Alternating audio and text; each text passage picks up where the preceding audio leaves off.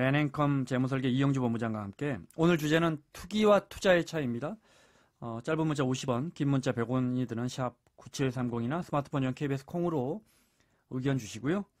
자, 맨앤컴의 이영주 본부장 자리했습니다. 어서 오세요. 네, 반갑습니다. 이영주입니다. 투자와 투기 구별할 수 있는 방법이 여러 가지 있는데 네. 이 본부장은 어떻게 보세요? 일단 우리 김 기자님도 투자 다 하고 계시죠? 아니, 투자는 거의 없는 것 같은데 이제 네. 연금 같은 거 네. 하다못해 국민연금이라도 투자라면 투자고요. 네. 뭐 주식도 하실 거고 부동산도 하실 거고. 주식은 안 합니다. 주식 전혀 안 하시고요. 네. 펀드 이런 쪽으로 주로. 할 돈이 없습니다. 돈이 없으시고요. 네. 자, 이제 많은 분들이 투자와 투기, 내가 지금 하고 있는 게 투자인가 투기인가 네. 이걸 이제 고민하실 텐데 뭐 그렇지 않더라도 많은 고민하실 텐데 일반적으로 정의를 보니까요. 생산 활동에 기여하는가를 기준으로 투자와 투기를 구분했더라고요. 이게 무슨 얘기냐면 내가 하는 일이 생산 활동에 기여를 하게 되면 투자라고 보고 단순하게 매매 차익을 통해서 차익을 실현하는 목적이면 투기라고 본다. 네. 그러니까 주식을 사서 내가 주주가 되고 그 회사의 발전에 기여하고 그 발전에 따라서 수익과 배당을 받고 이러면 투자라고 보는 거지만 단순히 거래량이나 패턴을 연구해서 오르면 팔고 떨어지면 사고 이런 것들은 그냥 투기라고 보는 것이 일반적인 투자와 투기의 어떤 견해더라고요. 네. 흔히들 회사의 가치를 보고 사면 투자고 그냥 이거 사서 차익 남길 수 있겠다 하면 투기다. 우리 이제 이렇게 알거든요. 네. 저도 이 이제 문구를 조사하고 읽으면서 이론적으로는 맞는 얘기다. 근데 현실적으로 과연 그런 투자자가 있을까라는 생각을 한번 해봤어요. 사실 우리 증권사에도 수많은 애널리스트 분들이 계시지만 그분들 중에서도 사실 이렇게 제대로 회사의 가치를 분석하고 생산활동에 참여한다는 목적으로 투자하고 또 실제로 그걸 통해서 기여해서 배당을 받고 이런 사람들도 사실 찾기 힘든데 개인 투자자들 중에서는 과연 그런 사람들이 있을까 진짜. 삼성전자 한 주를 사서 10년을 보유했어요. 이게 생산활동에 기여한 투자자라고 볼 수 있을지. 사실은 경제학적으로는 투자자죠. 자본시장에 자기의 자본금을 냈으니까. 네네. 네. 그렇죠. 그런데 실질적으로는 이제 이거를 현실적으로 봤을 때는 좀 그렇지 않을 수 있다라는 거죠. 그걸 투자라고 생각하지 않고 사시는 거. 사실은 우리는 주식에 이제 할 때 시세 차익 노리고 하죠. 네. 네, 맞습니다. 내가 이제 선진국과 제일 다른 것 같아요. 이제 나는 저 기업에 다만 50만 원이라도 주주가 돼서 네. 저 잘 될 것 같은 기업에 저 회사가 잘 운영을 하고 운영해서 남는 돈이 생기면 나에게 배당하면 내가 그걸 가져가야지 이렇게 생각하지만 우리는 사놓고 그 다음날 주가가 오르길 바라잖아요. 이게 완전히 다르죠. 네. 제가 최근에 그 취업 준비생들한테 그런 얘기를 한 적이 있거든요. 어느 회사에 입사하고 싶냐 그랬더니 대기업 뭐 S그룹 이런 데 입사하고 싶다고 하시는 거예요. 제가 거기에 입사하면 그 회사에서 월급을 받고 종업원으로 일을 해야 되지만 그 회사 주식을 사면 그 회사의 주주가 되고 평생 배당을 받을 수 있다. 이런 얘기를 한 적이 있거든요. 그러니까 실제로 그런 취업하시는 분들도 내가 이 회사를 취직하면서 종업원이 되는 관점으로만 보시는 거지 주주가 되는 관점을 전혀 보고 있지 않다라는 얘기 생각한 적이 있죠. 네. 그러다 보니까 어떤 흐름이라든지 그 기업에 대해서 잘 알고 분석하고 투자하는 개인 투자자는 사실 많지는 않습니다. 물론 그렇죠. 그런 분들도 있지만. 네네네.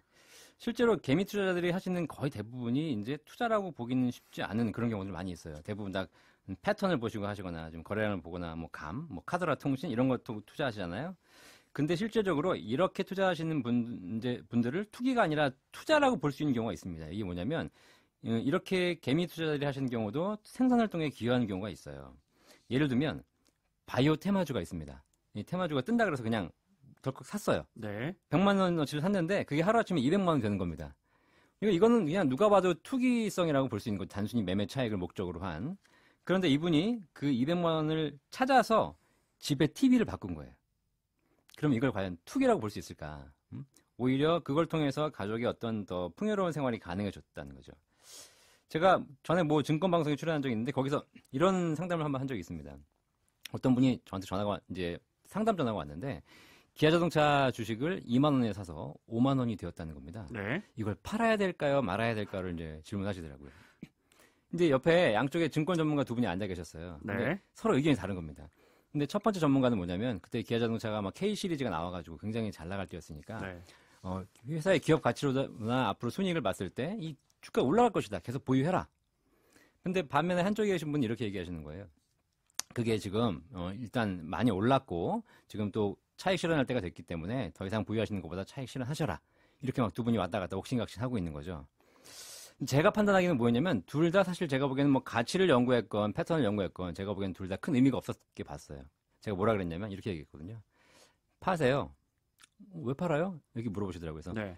팔아서 그 돈으로 가족들하고 즐겁게 여행 한번 다녀오십시오. 그게 뭐라 그러냐면 수익은 언제 사라질지 모르지만 추억으로 만들면 평생 가져갈 수 있습니다. 이게 뭐냐면 결과적으로는 이게 이제 얼마에 사고 얼마를 벌었냐 뭐 이게 문제가 아니라 이걸 가지고 결과적으로 내가 무엇을 했냐에 또 그런 문제였던 거죠. 그래서 오히려 그런 분들이 오히려 투자와 투기를 결정하는 더 중요한 요소가 아닐까 생각해봤습니다. 네. 일반적으로 투자와 투기를 구분하려고 하면 단기적인 시세 차익이냐 그러면 투기고, 그죠? 장기적인 접근은 투자. 또 이렇게도 네. 분리하잖아요. 그렇죠. 방법의 관점에서 보면 그렇습니다. 이게 네. 내가 how to 어떻게 했느냐의 관점에서 보면 실제적으로 내가 언제 샀고 어떻게 투자했고 이런 것들이 다 중요하지만 무엇을 했냐 그런 걸 관점에서 보면 사실상 단지 기간만으로 이거 투자와 투기를 구분하기는 그렇다는 거죠. 예를 들면 단기라고 하면 몇 년이 단기예요? 예를 들면 그런 기준은 없죠. 그런 기준은 네. 없잖아요. 네. 실질적으로 이제 자산관리사들은 보통 10년 이상을 장기라고 표현합니다. 장기 투자하시려면 10년 이상 하셔야 된다. 반면에 주식 투자하시는 분들 보면 하룻밤만 오버나이트 하면 이거 오래 갖고 있었다. 이렇게 얘기하시는 분들 계시거든요. 결과적으로 또 이런 경우도 있습니다. 단기 투자를 하려고 했는데 의도하지 않게 장기 투자가 되는 경우도 있어요. 예를 들면 내가 주식을 샀는데 반토막 난 겁니다. 이게 어쩔 수 없잖아요. 그래가지고 그냥 뭐 포기한 채 몇 달 몇 년을 갖고 있는 경우. 이 사람이 장기적으로 갖고 있다고 해가지고 이걸 투자라고 볼 수는 없지 않습니까? 기간을 구분하는 것은 큰 의미가 없다는 거고요. 제가 보기에는 일정한 목적이 있는 돈, 이런 돈을 가지고 임시로 빼서 내가 투자를 돌리면 이건 투기라고 볼 수밖에 없는 것이고 그렇지 않고 내가 여유를 가지고 충분한 시간을 두고 내가 투자할 수 있는 돈으로 하시면 이건 제가 투자라고 볼 수 있을 것 같습니다. 예를 들면 전세보증금 올려받아서 이번에 전세값들 요즘 최근에 뭐 오른다 떨어진다 있는데 전세값을 올려받았는데 예를 들면 5천만 원 올려받아가지고 그걸 2년 동안 주식 투자한다. 이건 사실 정상적인 투자라고 볼 수 없는 거죠. 누가 봐도 투기죠. 네. 그렇죠. 그리고 2, 3개월에 돈 써야 되는데 그 돈 가지고 투자를 한다. 이것도 투자라고 보기 쉽지 않은 그런 상황이라고 볼 수 있는 거죠. 네. 대출 받아서 주식을 사는 거. 우리가 이제 오늘 투자와 투기의 차이점 살펴보고 있는데 네. 대출 받아 주식을 사는 것도 뭐 상식적으로는 투기 아닙니까? 그렇죠. 대출 받아서 주식을 사는 것도 투기라고 볼 수는 있지만 단순히 대출만 받았다고 해가지고 무조건 투기라고 볼 수는 없을 것 같아요. 왜냐면 뭐 1,000만 원 대출 받았는데 이거는 투자고 1억 원 대출 받으면 투기고 단순히 이렇게 금액의 크기가 문제가 아니고요. 지금 내가 하는 투자를 내가 감당할 수 있을 것인가 이걸 좀 보셔야 될 것 같아요. 그러니까 예를 들면 1,000만 원 투자해가지고 한 20% 손실 났습니다. 200만 원이 손실이 난 거잖아요. 자 그러면 이 손실 나는 것 때문에 그래 뭐 좀 있으면 올라가겠지 좀 기다릴 수 있어 충분히 난 가치를 보고 투자한 거야 라고 기다릴 수 있으면 이거는 1,000만 원을 원금으로 하셨건 대출을 하셨건 제가 보기에는 큰 무리가 없어 보이는 거죠. 근데 중요한 건 단 100만 원 손실이 나도 이것 때문에 잠을 못 잔다. 그 얘기는 뭐냐면 이 돈을 바로 며칠 후에 상환해야 한다거나 아니면 이걸 가지고 어디 쓸 데가 있다거나 네. 이런 것이기 때문에 이거는 100만 원이냐 1,000만 원이냐 1억이냐에 관계없이 이미 적정 투자 규모를 넘어간 것이기 때문에 이런 부분도 사실 제가 보기에는 투기라고 보야 된다는 거죠. 부동산 같은 경우에는 사람들이 대부분 대출을 받아 사시잖아요. 네. 근데 이걸 투자로 봐야 되냐 투기로 봐야 되냐는 건데 사실 거주용 부동산은 손실이 나더라도 최악의 경우에는 내가 살면 되지 않습니까? 네. 그러니까 감당할 수 있는 대안이 있는 거죠. 보통 우리가 거기 살죠. 내리던 네. 오르던. 그렇죠. 그렇기 때문에 이거를 사실 목적이 투기인 것처럼 보여도 결과적으로는 투자로 볼 수 있다라는 거죠. 네. 그 투기라는 게 이제 우리가 흔히 기회를 틈타 이익을 추구하는 거, 예. 이 사전적으로는. 그런데 우리가 물론 집을 사면서 좀 올랐으면 좋겠다 이런 마음이 있죠. 사실 대부분의 집을 갖고 있는 분들도 대부분 1주택인데 그럼요. 네. 또 그 안에 대출이 들어있고 그렇지만 그걸 투기라고 할 수는 없죠. 그렇지만 뭐 갭 투자를 한다든지 갭 투자는 갭 투자로 돼 있네요. 사실 그건 그야말로 투기 아닙니까? 갭 네, 맞습니다. 투기가 맞는 네, 갭 투기죠. 자, 투자와 투기의 이야기하고 있습니다. 투자자와 투기자의 특징이 있다면요. 제가 투자자와 투기자를 연구하다 보니까 굉장히 재밌는 게 하나 있었는데요. 혹시 원금이라는 것들을 우리나라 사람들이 굉장히 좀 이렇게 중요하게 생각하지 않습니까? 네. 근데 투자자와 투기자가 원금에 대한 생각이 다릅니다. 이게 무슨 얘기냐면 투자는 원금 손실에 대한 개념이 거의 없어요. 이게 무슨 얘기냐? 투자하겠다는 사람은 투자하는 돈을 날릴 때 날리더라도 사업의 성공을 위해 내가 쓰겠다는 개념이지 않습니까? 예를 들면 뭐 김 기자님이 뭐 사업을 하시는데 제가 1,000만 원 투자하겠습니다. 그럼 그거는 1,000만 원 투자해서 더 많은 수익을 벌 수도 있고 그렇지 않을 경우에 설사 안 된다 하면 내가 1,000만 원 정도는 포기할 수 있다. 이게 투자의 개념이죠. 그렇기 때문에 이 원금이 되고 안 되고는 크게 의미가 없죠. 근데 투기에는 반드시 원금 손실의 개념이 있습니다. 원금을 넘느냐, 원금보다 하락하느냐. 네. 그리고 원금보다 올라가면 좋고요. 원금보다 하락하면 잠을 잘 수가 없는 거죠. 만약에 지금 뭐 우리 청취자분들께서도 뭔가를 하시다가 주식이든 부동산 하시다가 원금이 머릿속에서 빙빙 돌고 있다. 이건 제가 보기에는 거의 대부분 투기에 가깝다라고 보여지는 거죠. 네.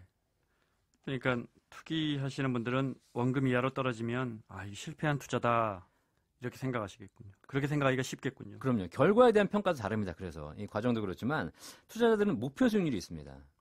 그래서 목표 수익률에서 얼마를 달성했고 거기에 얼마나 근접했는가로 이제 투자에 대한 평가를 하는 거죠.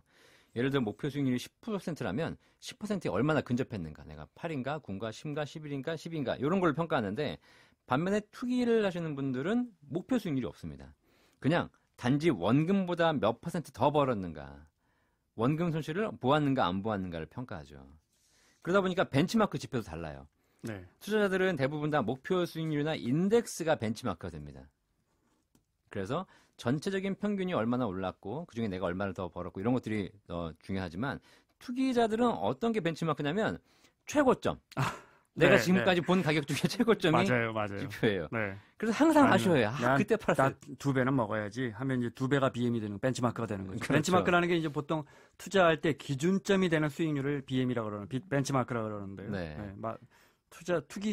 투기하면 뭐 저도 젊었을 때 저 주식 투자해봤지만 뭐 30%는 먹어야지.